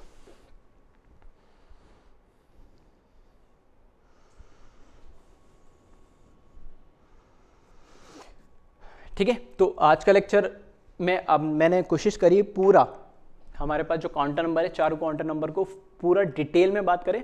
हाँ, क्वेश्चंस इसमें मैंने प्रैक्टिस नहीं करे, लेकिन जितने भी क्वेश्चंस बनते हैं इस पूरी थ्योरी से आपके क्लियर हो जाएंगे, और ठीक है, इससे सारे तरह के क्वेश्चंस और सारी क्वेरी क्लियर हो जाएगी। तो n principal quantum number shell को बताता है, l सब शेल को बताता है। l की वैल्यू n से कभी बड़ी नहीं हो सकती है और बराबर भी नहीं हो सकती है, और l की वैल्यू n पे डिपेंड भी करेगी, 0 से n-1। m की जो वैल्यू होती है, ठीक है, m की वैल्यू जो होती है हमारे पास मैग्नेटिक क्वांटम नंबर की, वो l पे डिपेंड करेगी, जो -l से +l जाएगी। और स्पिन और l हमें क्या बताता है, ओरिएंटेशन बताता है किसी भी सब शेल के अंदर जितने ऑर्बिटल है। और लास्ट हमारे पास स्पिन क्वांटम नंबर, एक ऑर्बिटल में 2 इलेक्ट्रॉन होते हैं और उनकी रोटेशन क्लॉकवाइज और एंटी क्लॉकवाइज को बताता है। क्लियर है? चलिए, ओके, थैंक यू क्लास।